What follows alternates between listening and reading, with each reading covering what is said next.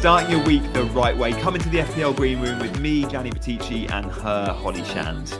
Coming up in today's show, we're going to react to all of the action from Game Week 10 with my numbers game and Gianni's eye test report.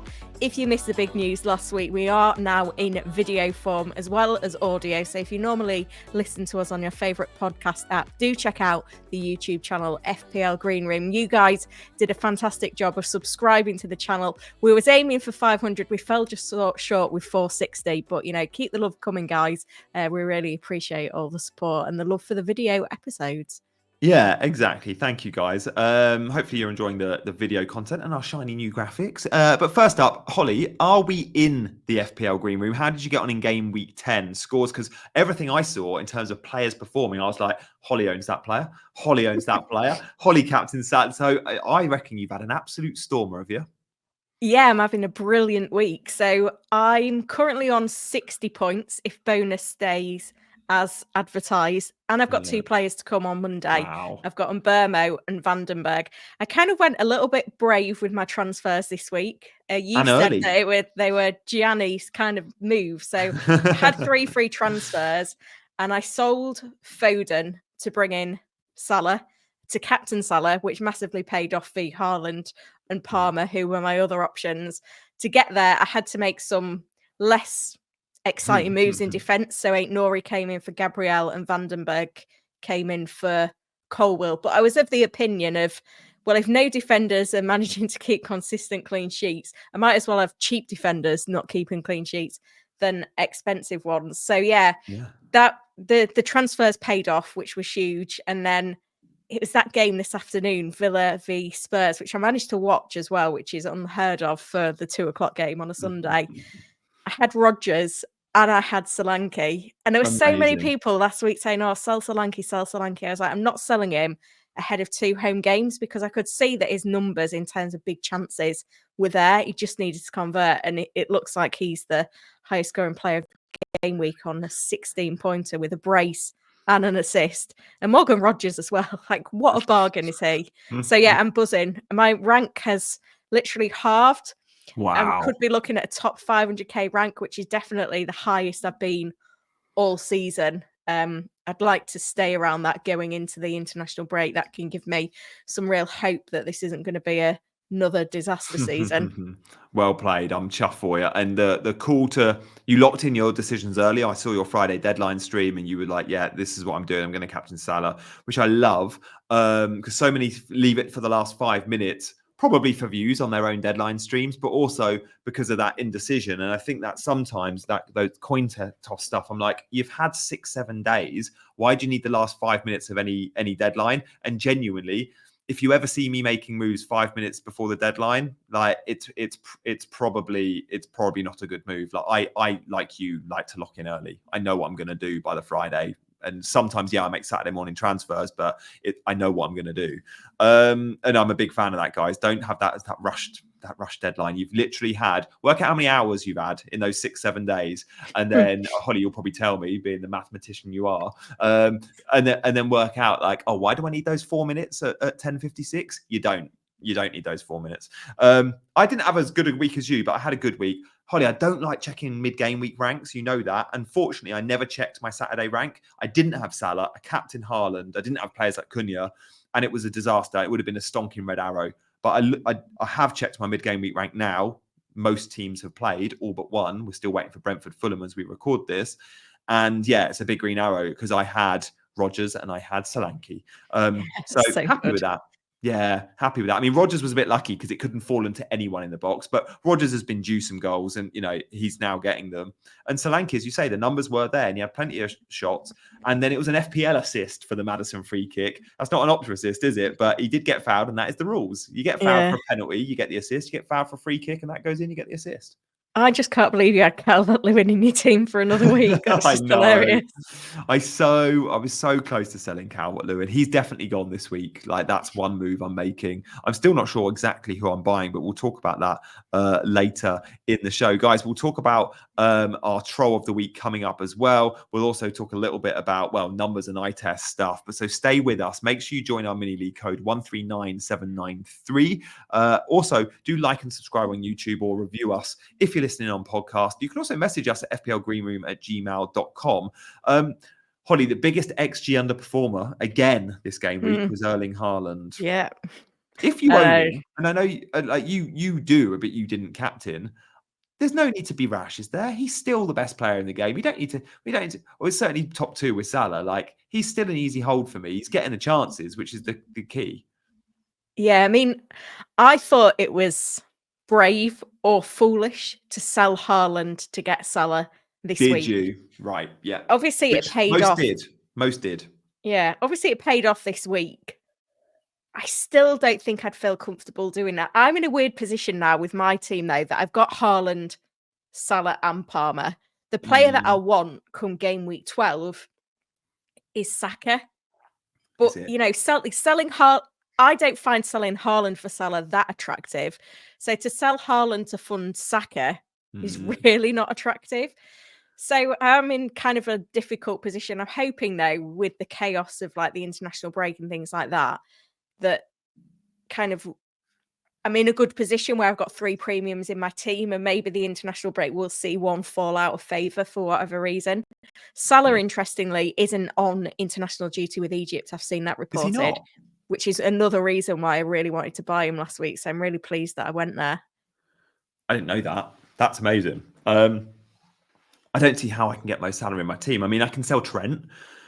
I'm just not sure if I want to do. I'd sell Foden, Trent, but I'd still need to make a third move. I'd have to take a 4-point hit to get him. I just need to evaluate if I want him absolutely long time. You obviously need surgery. What was interesting, so many that sold Haaland to get Salah did so, and then also went to a player like Cunha, and they were rewarded massively when Cunha got an assist and Salah got his points and they captained him. But that also meant for most, they then benched their Rodgers.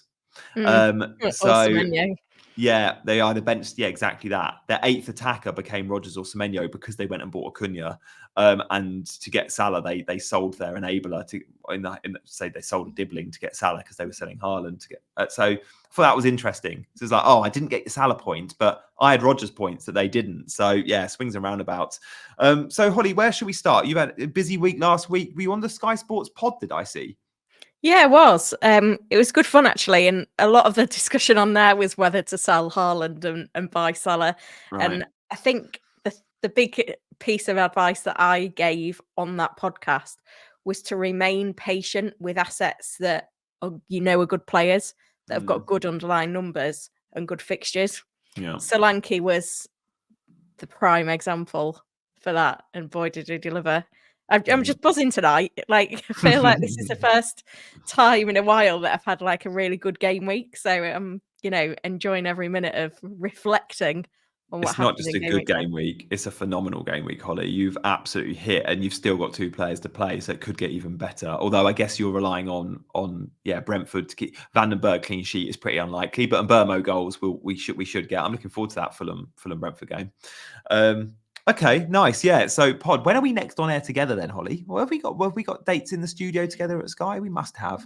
I'm guessing we have. I think it's game week 12. So after the international break. Is it?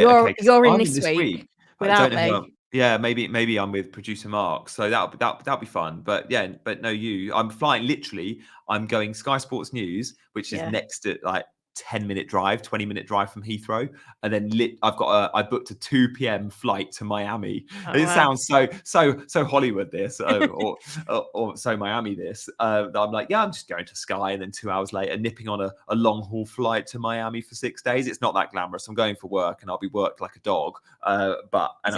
Is it a football conference-y type thing? Yeah, Soccer X, which I went to last year. It's really cool, but it's a lot of work. So yeah, that'd be cool. I'm looking forward to that. Okay, should we start with our 1:30 deadline as well? Is it? Yeah, there's no early kickoff. No way. Yeah. I hope Sky is still doing the same. Yeah, because it's Soccer Saturday, isn't it? Of course it is. Oh, that's good. I can board the flight and still make my transfers. Nice. Okay, that means we might get quite a few team leaks then, because we'll be team leaks off more than one team because the early kickoff. So the team's playing at 3 in terms of team leaks. Brentford, Bournemouth, Palace, Fulham, West Ham, Everton, Wolves, Southampton. There's no Man City or Liverpool in the 3 o'clocks, unfortunately, which is annoying. Not the sexiest teams for team leaks, are they? Holly, where do you want to kick us off with the numbers game? And I'll feed in with eye test report as we go through them. Nottingham Forest. Yes. 3-0 win against West Ham. My father-in-law's a Forest fan, so I'm kind of, as well as being a Chris Wood owner, I'm keeping an eye on their progress this season. And obviously the fact that they're way up in the Premier League table, but that's a big result for Forest, a 3-0. Like they're a 1-0, 2-1 kind of wins side, but they've won 3 on the bounce. They're up to 3rd in the table. So good. Which is just ridiculous. So yeah, and as well as having those 3 goals, I think they were second for shots in game week 10 with 19. Chris Wood, in his underlying numbers, suggested that maybe he had a quiet game, just the one big chance on goal. I mean, I'm sure you're going to bring me the eye test report. The player in terms of the underlying numbers who impressed was Hudson-Odoi with 4 shots, 2 on target, 4 key passes as well. So it's not just goals that you're going to get from him. You've got the assist threat as well. One player that kind of maybe went under the radar is Milenkovic, had 2 big chances. Remember, he's a 4.5 million defender. That's pretty impressive. A player that wasn't involved in the goals was Solanke, but he had 10 crosses, 5 corners. And I talked about Elliot Anderson on the pod last week, didn't I? And he got an assist in this game, 2 successful crosses, 3 key passes, 2 big chances created. So his underlying numbers suggest that their creativity is sustainable if he can keep his place. Interesting. Yeah. I mean, they're not the most attractive team on the eye, Forest, but they just do a job. And I remember Nuno's Wolves teams, like they played slightly differently because the Wolves is Nuno's Wolves team had a back 5, and we remember Jimmer always owning Doherty. Like it was like a forward. Doherty, Jimenez. Oh, so good. I can't remember who was the wing back on the other side, but the Wolves wing backs were always amazing. The Forest wing backs are different. They're actually full backs. They play in a 4, and Aina, who scored and got bonus points and looked incredible, but also Moreno on the other side, who did get assists. Usually those full backs at Forest don't get attacking returns. And I actually think it's the centre-backs, which is where the value is, because there's goal threat from Murillo and Milenkovic, but also bonus threat. And the full-backs, because it's a back 4, they're not that advanced. And all the flair and all the creativity out wide in this Nuno team comes from Elanga and Hudson-Odoi. It's the wide men, it's the wingers, unlike his Wolves teams, who played more narrow in the front 3. So it's a very different dynamic. It shows that he's a flexible manager willing to work with the tools he's got. And fair play, because boy, is he getting results out of this team. I mean, Elliot Anderson has been playing out of his skin. He's a number 10. He's been Wolves' probably best player in the last month. But he was only in that role because Gibbs White was injured. Gibbs White is now back in the team. And rather than go, I'm going to squeeze them both in, he's gone, no, as good as these are my 2 best players, it doesn't work for the system. Therefore, I'm going to bench the guy who's been our best player of the month, Elliot Anderson. And Anderson comes off the bench and gets FPL points and got an assist straight away. But I just really like him as a manager. I think he's doing really good things. And the set piece threat, you mentioned Milenkovic, boy, has he got it. He's like 6'5", 6'6". Forest have brilliant set piece delivery. I mean, Ward-Prowse didn't play yesterday, but obviously they have Ward-Prowse. Milenkovic is going to get loads of goals. And he's going to get clean sheets because we know they're one of the best defenses in the league.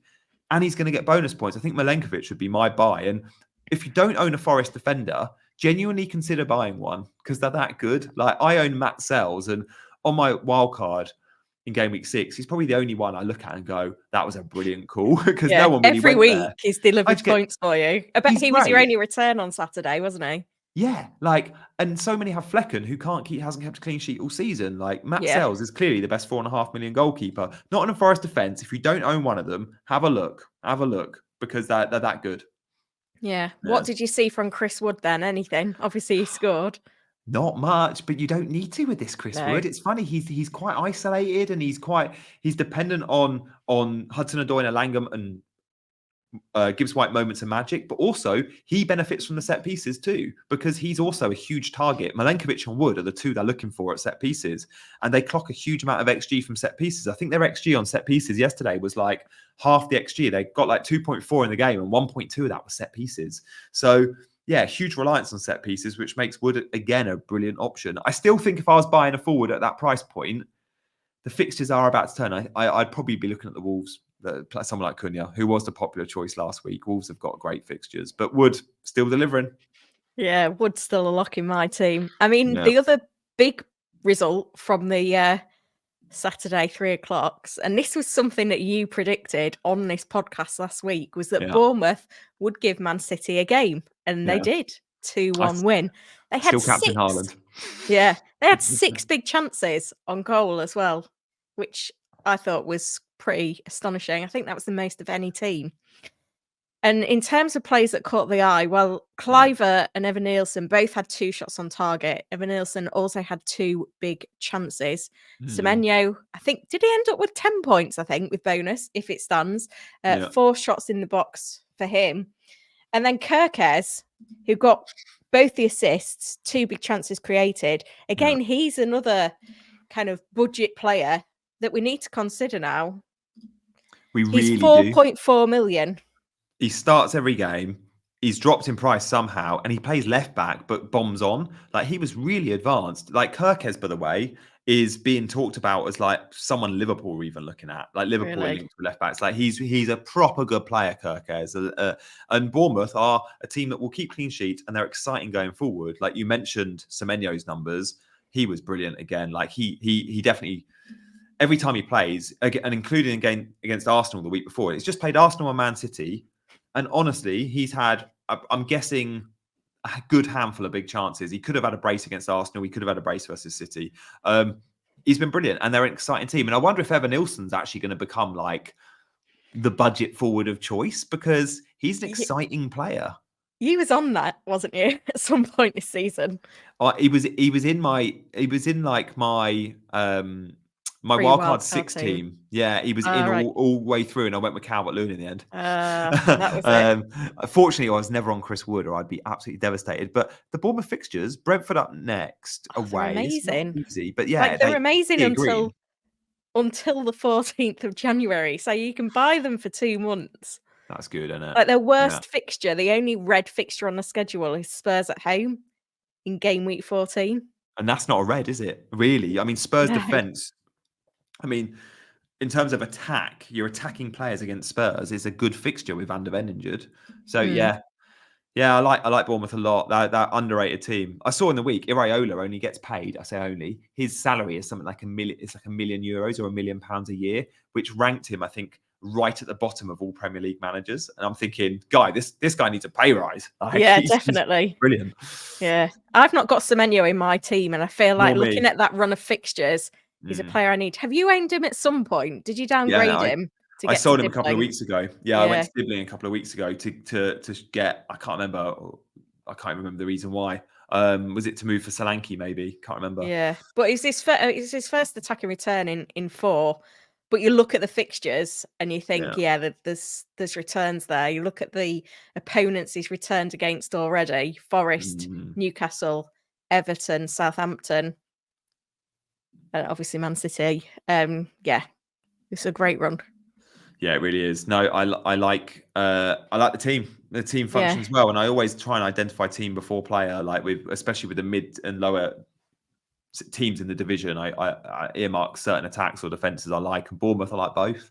Yeah. Now you're tripled up on Man City, aren't you? So you had 3 City players in this game, and Haaland captain. So we ought to talk about City while we're here. Haaland had 5 shots, 2 on target, 2 big chances. The XG underperformer, of course. I think he was unlucky as a Foden owner again as well. 11 crosses, 6 corners, top for expected assists. And we saw Mateus Nunes come in, didn't we? Because of what we was expecting to be a shortage of attacking players. 5 key passes from him as well. So it wasn't just Foden delivering the chances for City. But yeah, from what I've heard, City struggling to really create the opportunities again.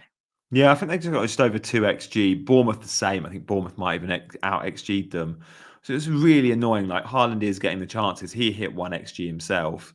I still think Haaland's choice was a good one for captaincy. They're not playing right. Like, they are out of shape. They're far. They're on an off game. They're struggling with squad depth. Blah blah blah. They're missing Rodri, Kevin De Bruyne, but they've still clocking XG, and Haaland is still missing really big chances. The big thing for me is I've put so much faith in Man City. I always do. Too much. I'm someone that backs De Bruyne a lot when other people don't like him, but I've gone and triple captain Haaland, then I've captained Haaland in the last 2 weeks. And yes, though, that hasn't come in, but a lot have been there. So I can kind of take comfort in that I was with a high number. Like the number is decreasing as more have gone to others. And maybe they didn't triple captain Haaland, they just captained him. The big thing for me that really hurts is my extra premium that I've squeezed into my team, Phil Foden, also is blanking, but he is the guy that keeps creating these chances for Haaland. So if just one of them goes in, like that tap in at the end, Haaland missed a header, cleared off the line in the last minute of the game, that was worth, to me, probably 6 points for the goal because it was bonus points and the goal, doubled to 12, and then the Foden assist for that, 15 points. And we're talking inches. I woke up in the middle of the night and worked that out, those 15 points, by the way. Like Johnny does maths once again. Yeah, I'm genuinely losing sleep over this. So and again, when I triple captain Haaland, a lot of those chances that he missed were Foden assists. So it's just a bit of a heartbreaker, but I do feel like Foden might need to be a sell now. Let's see what minutes they all get in the week. They play in the Champions League. De Bruyne was back fit on the bench, didn't feature. Yeah, Clearly wasn't fit enough to play. Can we talk now about Troll of the Week? Because this feels like the opportunity. We need to have this chat. Well, come on then. Who is it, Holly? Hit us with it. It's Pep, isn't it? I honestly could not believe it. Doing the Saturday deadline stream, looking for team news. And we had Kyle Walker was red flagged on the FPL site, ruled out until after the international break. Wow. He starts. Like, and in the week, did you see the quote from Pep saying he's undroppable at the moment because we absolutely are relying on Rico Lewis because we're so short and he's the only undroppable player, pretty much. I quote tweeted that as a joke saying benched versus Bournemouth then, and he was benched versus Bournemouth. Unbelievable. It's so Pep. And in his press conference on Friday, he was like, oh yeah, we've got a lot of players at 50-50. You'll see who is available when you see the list tomorrow. What is the point of having a press conference if you're not going to tell us? Like, we had Ruben Diaz we didn't even know that he was injured, and now he's out until after the international break. Doku was red flagged on the FPL site with no return date. He was in the squad. He came on. Played. De Bruyne, we had no idea when he was going to be back, and he's in the squad. Like, it's just crazy. So with all these players back, Phil Foden's probably going to get benched at the weekend. He's probably a sell for me. Midweek Champions League, isn't it? If he misses the midweek, I might keep him. But if he plays in the Champions League and De Bruyne gets a good half an hour, I'm like, De Bruyne is going to play versus Brighton, and Foden's too risky to own. I think Man City assets for Brighton is a good fixture. Like, I'm happy captaining Haaland in that one, but Foden's going to be too risky when you can move to, and we'll speak about moves later, but I'm looking at selling a Foden to like a short-term Spurs player because of Ipswich, or just go Man United. They play Leicester and Ipswich in the next two. Like Bruno Fernandes is going to be a good pick. But yeah, we'll talk more about that later. But City, something's not quite right, but they are still putting up the shot volume at the end, and Haaland's second half was still good. Have you owned Guardiola this season? Nope, never. No. You see, I owned him last year. I owned him for the first 5 game weeks of the season. Yeah, you got very little, didn't you? Yeah, there was the clean sheet in game week 1, and that was it. Game week 6 by Lewis on wildcard. Since then, Guardiola scored 3 goals in 5 games. And he's also hoovered up 6 bonus points in that time and played every single minute. And at the moment, I've got no premium defender in my team. Well, you got Trent, you got Haaland and Salah. You can't. Yeah. I mean, I have got David Raya in goal, who's effectively should be premium, but I might even bench him this week. But yeah, it's just, again, it's just really frustrating. Yeah, no, go on. Let's move on to another game. Let's get what you got for us.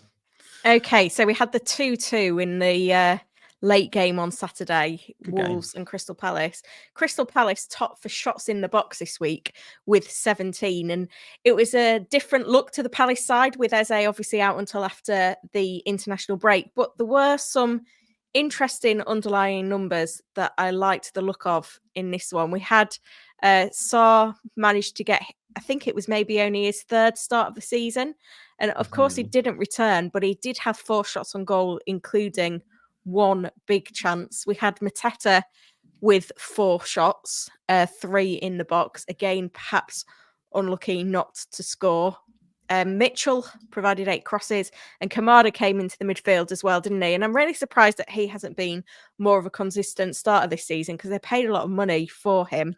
Yeah. 3 key passes. So I think that's 4 players I've mentioned that none of them were involved in the 2 goals that Palace scored, but some promising numbers from them. Without Eze, I was interested to see the shape of the team, and he played with back 3, wing back super high. He played Kamada and Will Hughes as like double pivot, both really deep, which isn't Kamada's position, but he had a good game, and Will Hughes was great. And then he just went with a front 3. Rather than having Eze sort of float in the number 10 and become sort of that left front 3, he played Sarr on the right and Nketiah on the left, which I don't think we've seen. We've seen Nketiah playing wide, but always on the right. And then Mateta down the middle. Now, Mateta had a really good game, and he should and could have had way more points. There was a disallowed goal in the last couple of minutes, which was a Mateta goal, which I think was really harsh. On another day, Mateta's getting a double-digit haul. He's 7.3, which makes him a bit too expensive because of his amazing form at the end of last season. FPL priced him really high this year. But he is one to monitor, because if he's going to play as the central striker and get 90, as he did at the weekend, and he did against Spurs in Gameweek 9, then he's definitely one to consider. He didn't start the season always in the team because he was late back because of the Olympics, but also they signed Nketiah. They signed to be the number 9, but it's not quite clicked for Nketiah. Ismail Sarr played well on the right-hand side as well. Again, one to monitor. He's a midfielder, 5.7 million. But again, he's getting the starts now. He started, I think, 3 of the last 4. I think Palace have turned a corner, because not only are they looking better in the Premier League, we forget sometimes the EFL midweek cup games. There was a lot of rotation for Villa, but Palace rotated players too. And Palace went to Villa Park and won, like in the week last time out. So I think Palace are one to monitor. Yeah, definitely. And then obviously the team that took all the headlines today was Spurs. Top for XG this week with 2.62. Solanke, we've been talking about his numbers all season, because the thing that I've been monitoring is the fact that he's got that high number of big chances on goal, which has been the thing that's kind of kept him in the pecking order for this season. Like, obviously things have improved this week, but looking last week, before going into this game, he'd had 8 big chances, an XG of 3.52, but had only got 2 goals. So he was certainly due. And in this game, he had 5 shots, 3 of which were on target, 2 big chances, and he was top for XG. I think it was 1.66.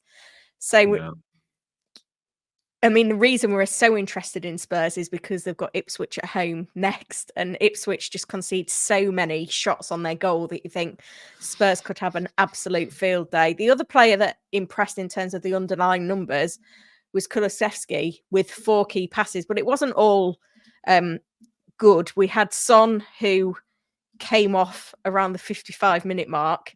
He's flagged as well. Is he flagged? So he came off and he wasn't happy? It says muscle injury, 75% chance of play. Now, I'm guessing that is a new... That's not... Could that be an old flag, or is that a new flag? You'd think they would have changed it. It could have been. It could be an old flag, but you never know. Might be an old flag. Slow. They do Spurs play on Thursday night against Fenerbahce. It's a trip to Turkey, though. Like, that's not a great... That's a long flight and a hard opposition. So we'll be monitoring everyone's minutes there, but I expect Son's fine, and we never thought he'd play 90, but I think he probably thought he was going to play 70, and he comes off before the hour. He was annoyed, and the assist for Son's assist was so good, wasn't it? That left foot cross, to Brennan. So I mean, when you look ahead at Spurs for Ipswich, we own Solanke. Would you be looking at a sort of short-term punt? Like, I genuinely think Brennan Johnson as a one-week option could be a sort of high reward pick. Yeah, I mean, the difficulty for me is that I used all my transfers last week to get Salah in, and I don't want to come off the international break in 12 with with just one free transfer, especially because I could somehow sell Haaland and buy Saka. So I don't think it's for me. It's not really a week for me to take a short-term punt. And I actually look at my team, and I feel like I'm fairly happy with at least how my 11 looks for game week 11. Yeah, okay, I get that, and you're right. Your team's good. You don't have that sort of midfield spot that's sort of up for sale as well. Like, I have a Foden spot and go, I could have a bit of fun with that. Okay, nice. Yeah, I think Spurs, as you say, like, you've covered it well with the numbers there. Solanke, fair play if you kept the faith. I'm glad I did.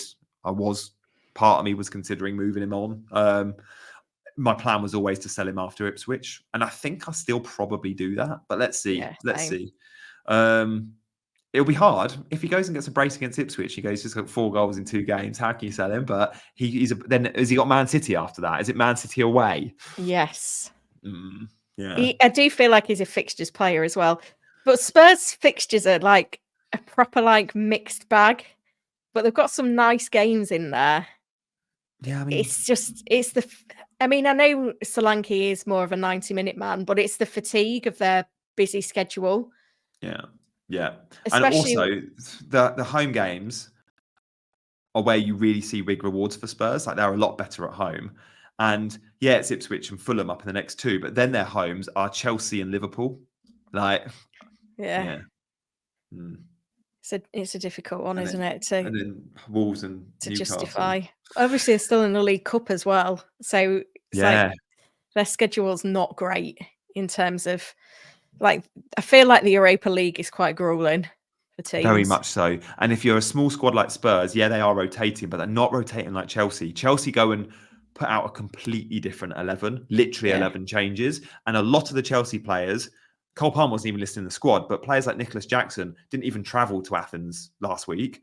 Spurs, yes, they're rotating a few, but Solanke's still traveling to every game. He's still going to be in Turkey for Fenerbahce. He might even start. It's just a lot more tiring. It's a lot more tiring if you can't completely rotate. So let's see. One to monitor. I mean, Spurs want a trophy, so he can't. Postecoglou. It's huge. The Europa League's bigger for Spurs than it would be a cup competition that's not the Champions League and the League Cup as well. Yeah, so, good point. Their last trophy. Solanke owner for Ipswich at home. Friday decision, captaincy. Is he in your thoughts? Absolutely. I think I'll probably do it. If he gets 90 against Fenerbahce, I won't. But I don't think he'll start that game. I think they'll bench him. Like for me, it's Haaland or Solanke. It's one of the two. I think if you own Mo Salah, though, I've got Salah. I think if you own Mo Salah, like seeing how Villa played and knowing he's not going up to the international break, he can really give 100%. And how Villa are a team you can target defensively. Like, sure, they're a great team, but they concede goals, Villa. Yeah, I think for me, it's got to be Salah. Like, I just look at his points in the last 5 game weeks: 10, 3, 12, 10, 9. Yeah, I get it. It's like you can basically back him for a double digit. Like, it's like his consistency is crazy. 93 points after 10 game weeks. Yeah, he's high stack. He's by far and clear the best points scorer in the game this season. I mean, Haaland's been disappointing of late, but Salah just finds routes to points that no other player does. Yeah, and Liverpool playing well enough to beat Villa at home. I think the home advantage for Liverpool is always big as well. Like Haaland away to Brighton. If Haaland was at home to Brighton, sure, I'd have the armband on him straight away. But the fact that Solanke can have a good home fixture, I might just go there, and I might even buy Brennan Johnson too, and just go big on Spurs for that one. Okay, so nice. You've got Morgan Rogers, haven't you? Are you starting him for Liverpool away? I guess Dibling's not getting the minutes for the Wolves away game to think, oh yeah, I'll chuck him in. Yeah, I can't play Dibbling. I just can't. So yeah, I'm all right playing Rogers in any fixture. I think he's good enough. He was disappointed to be subbed today, and there was a knock there, but he thought he could play on. So let's see. They'll still check that out, and you never know what happens the next day. But I wouldn't be surprised if he misses the Champions League game in the week. So let's hope he's fit for the Liverpool game, which is the late game on Saturday. Yeah. At the moment, I've got Rogers in my 11 and Dibbling benched, and then I'll have I might have a good defender on the bench. I'll probably have a defender like Mikalenko ahead of Dibbling. So Mikalenko's got West Ham away. Yeah. I mean, Rogers has scored in 3 away games. The other kind of decision for me is that I've got Raya away to Chelsea. Like, I could bench him and play Fabianski at home to Everton. It's great. If you have got Fabianski, everyone listening and watching, just know he's now starting. So you can have even though he conceded 3 goals away. Yeah, I mean, Arioli could come in. You never know. But at the moment, we think he's going to start. So yeah, it's an option. I mean, Raya... Chelsea are going to score at Stamford Bridge. Chelsea always score at Stamford Bridge under Mourinho. Cole Palmer always scores. He's great at home. Bridge. So I don't mind that shout, to be fair, Holly. Although you could go, look, Raya's going to get loads of save points. He's going to be busy. Yeah. So, there's that as well, isn't there? Yeah, okay. Risky one for you there.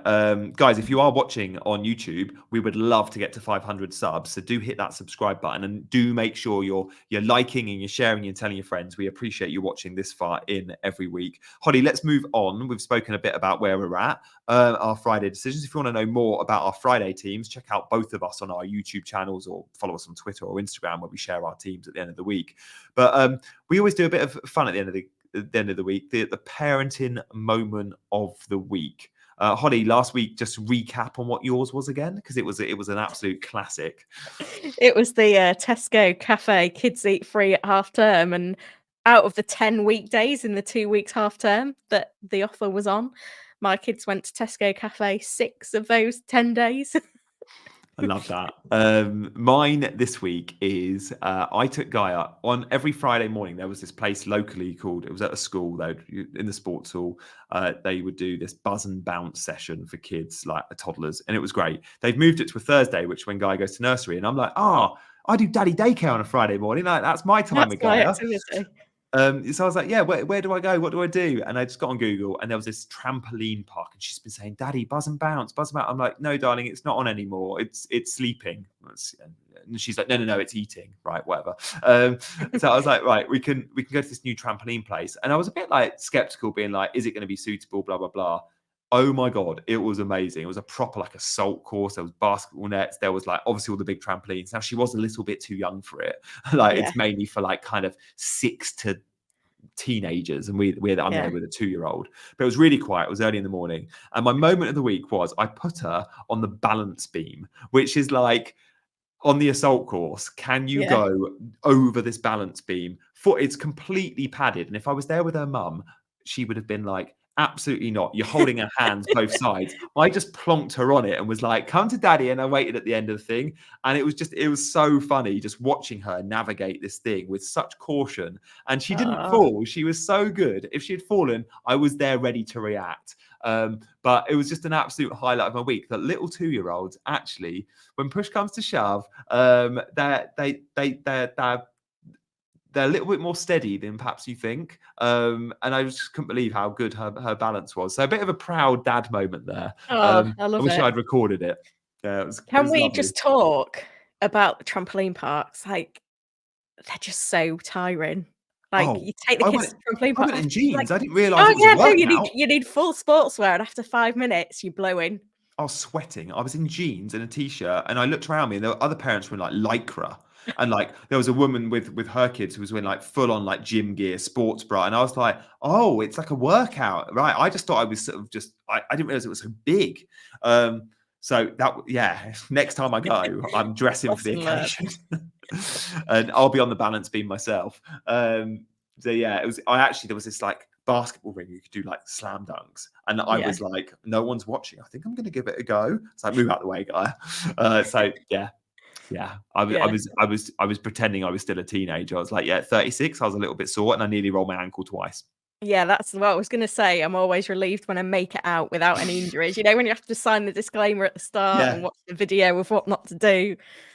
I reckon we went to we've got the same, I can't remember the name of the chain, but it was the big one that was probably the same place, Gravity, I think it was called. And I had to buy the socks as well. Now, so you're going to have to go next week. Yeah, exactly. I said to Cam, this is me every Friday now, when it's quiet before everyone gets in. I then went to the supermarket over the road to Aldi, went back because Guy needed to go to the toilet. So went back to Gravity about an hour and a half later. By this time, it's like 10:30. It was rammed. I was like, thank God I went at 9 because I need to be in there when not many people are in there because I'm with a 2-year-old. So yeah, it was great. Highly recommend it, everyone. Highly recommend it. So Holly, when are we going to be back? Because it's international break, isn't it? Yeah, well, you're off gallivanting in Miami, so I think the listeners are probably going to have to wait an extra week and maybe even a little bit longer than that for the next episode, the preview for game week 12. But that means that we'll probably have had most of the international break fixtures out of the way, so we'll be in a really good place to kind of analyze the big talking points, the injuries, and move forward with how we're going to set up for game week 12. It feels weird talking about game week 12. Like, I'm not comfortable by the fact we're in double digits already. Yeah, I know. It's flying past. And I guess that would be great because you're right, international break injuries, but also we get fully back into FPL mode like 3-4 days before the deadline. So we'll make sure we've got a pod and a show for you around that mark. So 3-4 days way before that deadline on the Saturday. So early the week before, guys. On your way out, do make sure you're hitting all those buttons for us. Join the mini league, 5-star reviews, all that jazz. And Holly, I'll let you close us out. Yeah, make sure you're checking out the video episode on YouTube as well, and subscribe to the channel at FPL Green Room. Help us get to that 500 subscriber target, and find out next week if we're back in the FPL Green Room. See you guys.